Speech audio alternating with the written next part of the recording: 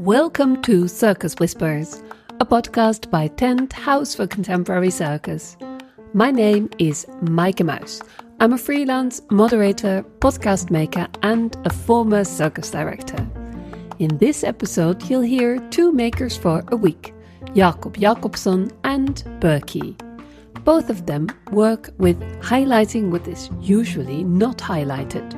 In a very literal way, Jakob puts the lights on the light, so to speak, and the vertical rope is part but not the main part of his scenography. And Berkey has created a whole new structure to highlight the partnership between performer and the circus apparatuses. And also there are similarities in the way visual arts have inspired and influenced their research. I've talked to both of them separately. I visited Jakob in Like-Mind Studio and Berkey in NDD Studio. To get to know them better, this is how Jakob and Berkey found their way into the circus. My name is Jakob Jacobsson, or Jakob Jacobsson if you're Swedish. That's where I'm from originally. But I've been living in the Netherlands since I started Code Arts several years ago now. And I work primarily in two different circus companies, Revue Regret and the Nordic Council. And I am currently in creation for my first solo show.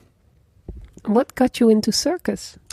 Music, actually. I was playing accordion in a jazz bar where I was working, and I was not very good at it, but I was good enough that someone said, I'm starting a cabaret and we need a musician. And I said, I have no idea what a cabaret is, but all right, let's go for it. And that kind of led from one thing to the next, and this big kind of domino effect began. And then a few years later, I started training aerial rope. But why did you choose aerial rope? That is a very valid question. I think there's something about the simplicity. It's a straight line. It has no it doesn't have a fixed shape, but it takes the shape that you give it. It adapts to the movement, to the technique, to your vocabulary. It offers verticality, but it also connects to the floor. I think it feels like it can be anything and nothing at the same time. But then there's your physique as well. Would you be so kind to describe yourself? I would say that I'm extremely lanky. What's lanky? Like long-limbed, gangly, like a fistful of overcooked spaghetti in the air, you know? No, actually, my height is the most prominent thing when I'm on stage. It is very rare that I get to stand next to anyone in a show and I'm not an entire head taller than they are.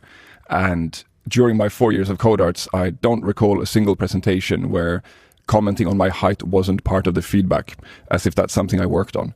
And I can tell you, it's just happened. I'm born like this. Took no effort. Once you get over the initial frustration of trying to look like everyone else, and you start looking at what your body actually does, because there's a lot of material that, because of my height, I find is way more agreeable than I've realized that most aerialists feel. I was just thinking, actually, it could be your advantage to really create your own signature, like in movement, because there's no one like you on the aerial rope, right? Exactly. And there is something else to be said for this, that a tall person can get stronger and get strong enough, but a short person cannot get taller. So, you know, with the hands we're dealt, we have to celebrate what we have and what we can and can't do, and everyone has a different body. And so I think in my first year of school, I think I was extremely frustrated because so much of what you're asked to do in an institution is based on arbitrary exercise. How many leg lifts can you do? How many handstands can you hold? And then it was very difficult to kind of be at peace with how I was built when I see all these people who are 30, 40 centimeters shorter and 3 times the acrobat I'll ever be. But once you get into your own artistic practice, I think every body is valid, and I think everyone eventually discovers their own movement quality and their own interest. And I think this is why circus is so beautiful as well, that it doesn't really exclude the way a lot of typical sports do. Well, I'm Berkey. I guess I'm the maker for the current week. I rig things, mostly, nowadays. I started with circus multiple years back in Sweden as a way out of the current study that I was doing at the time. I was studying economy, which I'm really thankful for, but I also thankful to have be doing something else. And then that circus journey has kind of taken me throughout Denmark and then all the way down here to Netherlands, which I've spent the most of my last 4 or 5 years. How did you fell into the circus in Sweden? Well, I was on a midsummer celebration through the Scouts. So there's a lot of young people mixed with older people, and there was this very cool boy who was spinning these things, and he told me it was called poi, and I was like, that sounds really cool. You're really cool. I want to do the same thing that you do. So I went home, I went to the Google Mat, I went to YouTube, and I built myself some poi, and kind of went into circus through the fire path. For people who don't know, what is a poi? What does it look like? So a poi is a weight on a string, to put it simply, and then there's infinite variations of this. But it's infinite in principle. It's a weight that you spin around you on a string. And then if you go further, you might light it up and spin fire around you. Pretty much, yes. And then that lives in the same family of other fire disciplines, such as staffs and anything you can put flames on, pretty much. Yeah. From where it all started to where they are now.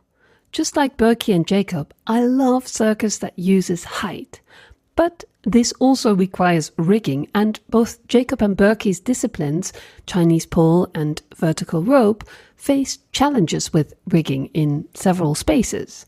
So their research started from a desire to tackle this in a different way. I got inspired by a American artist called Kenneth Snelson, who worked a lot with tensegrity. And he has a piece standing in Arnhem, I believe, over a lake that uses the same principle. Not the same shape, but he has one of his pieces. Yeah, and Kruller-Müller, I guess, at the Hoge Veluwe. If it's a lake, then yes, that's probably the right thing. Yeah. And then initially this came from trying to rig a pole in space, realizing that the rigging points that I would need are very specific, and I didn't have access to those specific rigging points, which is very frustrating to be as a Chinese pole artist, you mean? Yes. Initially, this whole structure came out of the wish for independence. I mean, the wish of not needing to rely on the space that I'm in, and not having to rely on their rigging points and whatever they happen to have, and whatever how they made those. How would you describe what we are standing next to? Yeah, how do you describe it? It's a big bunch of steel pipes and a few pieces of strings that holds it together as a starter. And it's a structure that's based on tensegrity, which is a principle that's the relationship between structural integrity and tension. And the two being in balance creates a body in space that takes that can exist in hermitage, so to say. It's an independent structure. Yeah, well, just going back to the integrity of the material. Do I say it correctly? Structural integrity, yes. But what is structural integrity? What my mind goes to is that it doesn't break. That is essentially, it doesn't break. So the steel poles are able to handle the tension that the wires put on them. So as long as the steel poles doesn't bend, we'll be fine, and we can have a structure that we build a structure, so to say. How many people did you use to build this up? It is buildable on one, and so we build it on one. Wow. But yeah, mechanical advantage compensates for a lot. So, what do you mean by that? So by using pulleys, blocks and ropes to be able to compensate for being alone, and then just being able to tie that off, I can pretend that I am multiple people at once. So a structure which I would compare to big steel Mikado, you know, that game with the little sticks, and rather than letting them all fall and picking them one by one, this is all held together by steel strings. So with Berkey, it started with trying to create an independent structure where you don't need any rigging for it, and they found inspiration in the visual arts. For Jakob, the visual arts showed him a desire to perform within the visual arts, but in many museums or gallery kind of spaces, there's no rigging point. So how do you combine light art with circus? Very often when I've gone to light installation shows, exhibitions and stuff like this, to me it always looked like a scenography. It looked like a perfect setting for movement, for dance, for music, for anything, and it's extremely beautiful in its own right. But I, of course, as a very biased circus artist, always felt this pang of jealousy that why can't I perform in this installation? Why can't I perform in this? And the more I looked for it, the more I also found that there are a lot of opportunities for this. They're just so closely missing each other in terms of where movement artists and dancers and musicians meet light design. But there is always this kind of this lack of infrastructure for both, that in a music venue you very rarely have ambient light from a bar, you have all these things, you probably don't have time to do setup for a whole installation, and vice versa, that in a lot of the, let's say, museums and venues where I go for light installation work, it's also not super plausible to do a circus performance. And especially not if you need to rig something from the ceiling or a grid. Precisely. And secondly, if you're in a museum or an installation, the exhibit, the format is always that people can come in when they want to. You can't tell people you can come to the museum, but only for half an hour a day when there's a circus performance. Unless you're Marina Abramovic and you say there are performances, but we're not going to say when. Just come and maybe you'll see them and maybe you won't. Precisely. And these are the moments, like I've seen quite a few performances like this, and they really inspired me to pursue this research. There was a fantastic exhibition in Boijmans van Beuningen in Rotterdam with Olafur Eliasson, and there were dancers from Codarts performing within the exhibition of the light installations. And in the same way, there was no real warning when the dance would happen, but if you happened to be there, there was this sense of something magical kind of appearing out of nowhere. And these moments really inspired me to kind of continue this, because this was years ago, and I still think fondly of that particular and similar events that I've been lucky enough to bump into. So we have the rope, the vertical rope, which is about 5 meters high. We have you, which is approximately 2 meters high. But then there's another material that plays a key role into your research this week. There are 3 of them. At least this is what I see now. I see 3 TL lights. Can you tell a bit more about that material? So the 3 fluorescent work lights that I have are part of it. But I also have my stroboscope, my trusty Atomic 3000 at the top, and a little LED bar with me as well. But they are obviously part of the regular grid, so they hide away a little bit. But yeah, so the light fixtures that I've suspended around the rope is kind of the main focus of this week. It's to find kind of the borderland between light installations and aerial circus, or actually floor-based circus as well. But it's the research about where lights and circus meet. Where lights and circus meet. We'll come back to that. First, we go to where body and apparatuses meet. There's always been sort of a hierarchy that bodies come first and that apparatuses are just tools. Berkey approaches this differently. Coming from Chinese pole, it's a lot of circus apparatus being a object of use. We are using the pole to climb, we're using the club for a trick, we're using the pieces to do our tricks and to get up in the air, whatever. And I looked at the structure and concluded that would be a bit weird, and that would be a bit of a shame to not highlight this collaborative aspect I was before on about how it changes to how it reacts, and it almost feels more like a partnership instead of working with another person that you need to consider before you do things, and that kind of spawned the process of like, well, how can we be balanced on stage? Because this is sizably bigger than a human being, so it could easily take over visually. And also, we are so used to seeing a performer using an object to the degree that we could also just easily fall over to it being about the performer doing something. So it's also a sort of a way of looking at power. maybe, or this is an interpretation of me, like humans having power or thinking they have power over all sorts of things, like their surroundings. And now they have to work together with the surroundings. I mean, it's not irrelevant. It was like, it's there somewhere. Yeah, like I can see where you're coming from. And in some sense, yes. Wasn't where the idea come from, but I can see how that also, it does have that aspect to it to some degree. Another thought I had is that you could also then describe it as partner acrobatics. I think it is a type of partner acrobatics. Like whenever we build it up, there is a moment of checking in and seeing how she's doing, and like the installation. You mean? Yeah. You call it a she. We've concluded that is the most befitting way of it. It feels most adequate to say her about it, because she has her days.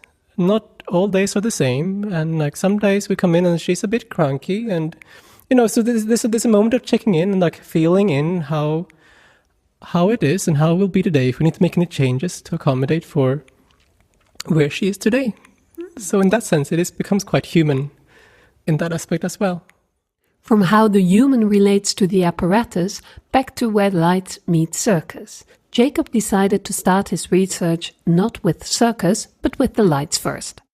I was looking for ways where, because of course when the lights go off and the stroboscope goes off, I can move myself in space, and then when the lights come back on, I can repeat the action, creating these loops and so on.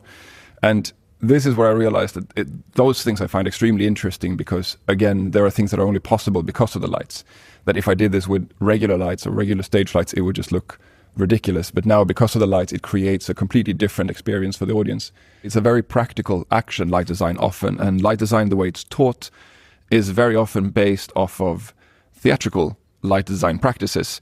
And of course, in theater, the priority is that you see the face of the actor, you see the scenography clearly, and there's less time spent on like abstract installation. This week, I tried to build something that was inviting for me to go into the space with when it was on, but to not make the circus first, but to build the light first, and then see what that invites in terms of circus. Because the lights I've chosen all are picked because they have the ability to flicker, to stroboscope, to go on and off at very particular or erratic intervals.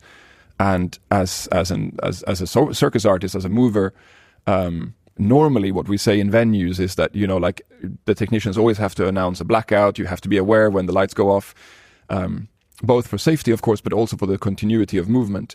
And so I instead now I'm looking into the inverse, basically, of making something that kind of fragments the movement, that distracts it, that distorts it, that a lot of the times, especially with the stroboscope, I can do a phrase in the rope and you cannot tell which a single movement begins and ends. And for me, that is very appealing, to kind of start from the kind of like a backwards relationship. But does this also mean that sometimes you, as a performer, that you can work in complete darkness?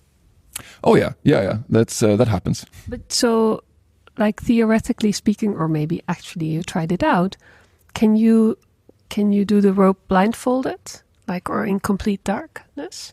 Yeah, for sure. There are of course some techniques and some tricks, some movements that I would not do in complete darkness, but actually I think rope is one of these disciplines that is very practical for this, that as long as you don't forget how many times you've climbed upwards, you kind of have an idea of, the rope goes from the ceiling to the floor. Not so much else can happen. It's very hard you can't swing so far out of the rope that you will hit something else. So I would say the rope is a particularly good discipline for performing or working in the dark, or again with very intense stroboscope, because stroboscopic light as well, it can be blinding, and especially if you hang it up in the light grid, it means that for me as an artist, it's extremely close and directed immediately in my face. So a lot of the times when I work with this, and sometimes when I perform with the stroboscope, it is easier to simply not look for anything, to either, well, not necessarily close my eyes, but to simply not watch. Funny that working with light consequently also means working with darkness. And whether it's experimenting with light as an apparatus or a new structure, each maker for a week faces their own challenges. by stretching the envelope of what future circus can be. Inventions and new apparatuses don't come easy. For example, when you build a big structure by hand, by yourself. The do-it-yourself mentality that is big in circus has its pros and cons. I went the first half year doing this by myself. And then I quite quickly realized it's a very good way to get burned out. And I, for health reasons as well, was unable to work. So I reached out and got a colleague involved, who also graduated from AKPA a few years before me. So I've taken a step back from trying to do everything all at once to do the rigging and the technical aspects and direct. And then Sanjay is the performing body at the moment. I think there's a lot of kind of semi-punk DIY kind of you become what you need to be in circus, and the same for me, that because of the shows that I've made and because they were often largely unsupported, I had to take some technical responsibility in my own creations. And so then I had 10% knowledge of how to switch on and off lights, how to make a easy light setup, how to make a program that runs on its own. And then, because I had an interest in photography when I was younger, I know how to handle, like how to do a setup that can video stroboscopes, for example, in the dark. And I'm alone, but there are several versions of me working at the same time to kind of make this happen. So there's, cueing the music and the lights, switching on the camera, getting in the rope, and then reviewing everything in hindsight. So it's a very slow process. It's also very fun to explore this way because I feel like I get to put my hands in the dirt in several fields at once. And I've sometimes felt in circus that if you make a solo when you're with a rope, for example, and that's the only thing you do. You put on a song or not, or a soundscape, and you're in the rope for hours and hours and hours, and it's easy to you're staring at the same little 1 centimeter square in the floor from 10 meters up, and you're just wondering, why am I here? And whenever I run into one of these spots, when I get either bogged down or caught up in something, I can switch to one of the other disciplines that I'm interacting with. So I can edit a different soundscape, change the music, I can change the light plot, I can reprogram things, I can move things around in the space. And so while it takes time, I also feel like I never get stuck. Like Jakob says, it also opens up new paths of creativity. And in the case of Berkey, their research is driven by what they call artistic rigging. I read in the application you send in for a tent, I read this interesting word which was called artistic rigging. What does that mean to you? Yeah, actually, I borrowed that from Sarah as well, and I think that it mostly comes down to a step forward for the position of rigging in the field, or in the overall vision of what's happening on stage and how much that affects what's being seen. It's very clear in this case because this all that you can see partially, like it all takes up, not quite true, but like it takes up a lot of the visual. But how much that takes up in regular performances as well, if they include rigging, and how well that similarly works. So the artistic value of rigging. And in this case, I am using the way that I am developing the direction now. It is a lot of rigging that is being used for the artistic value of it. So making the invisible rigging visible and sort of taking the rigging out of the wings, where it's usually, people are usually going long ways to hide the rigging in circus, and you sort of do the opposite. Kind of. And I mean, there's definitely like a value and a choice to be invisible, but then also that it doesn't have to be, and that it can be fun to see. I'm very curious to see how their research will evolve and which new paths in circus they will open up. What keeps them going in the circus? Well, my personal interest does lie a lot in the technical aspect of things. And I do enjoy the problem solving that comes with supporting someone else's idea somehow, and finding solutions to things that maybe wouldn't have come up on the table if they knew how tricky it would have been to make. There's a blissful ignorance somehow, which let's try with blissful ignorance. can make really interesting ideas that might be really tricky to figure out how to make. Can you say a bit more about blissful ignorance? No, I guess that like looking at myself and in making, well, craftsmanship wise, making things, I some occasionally skip making certain things because I see that the amount of effort it's going to take to make it. It's just like, no, thank you. I don't want to do that right now. But if I didn't know how much time and effort it would take to make it happen, I probably would try. And I guess that's what I mean with the blissful ignorance. What keeps you going? It's a very, very good question. I wish I had a succinct, clever answer, but I'm not sure if I do. And actually, I've had a lot of these moments of doubt, I think. And there's a lot of times, especially during the pandemic, of course, where work wasn't easy to come by or at all happening. And you were definitely, at that point, I was definitely asking myself questions on, how to continue and how to stay motivated. But it seems like inspiration keeps finding me for these kind of projects. And this is always the kind of reason to continue. I think there is a little bit of inspiration from one of these several avenues of research. And I think it's sometimes it's not that I try to switch it off, but sometimes I try to focus on a different task, a different job. I have an application to write for a funding or a budget, or I'm, riding my bike to the grocery store. And during these moments, I keep getting ideas and it's really hard to turn them away. And I think this is maybe what keeps me going. For a long time, I thought circus was about defying gravity. But the more I talk to circus makers, it's about defying your own boundaries and stretching them in a resourceful and creative way. And another thing I learned from circus is the endless attempt of trying to solve insolvable problems. So maybe I can apply this approach of blissfully ignorant solving problems too. And otherwise, I can just follow the work of Berkey and Jakob and experience their ways of inventing new apparatuses and ways of making and presenting circus. Next episode, we dive into the role of the audience with If Circus and Sia Insurgentes.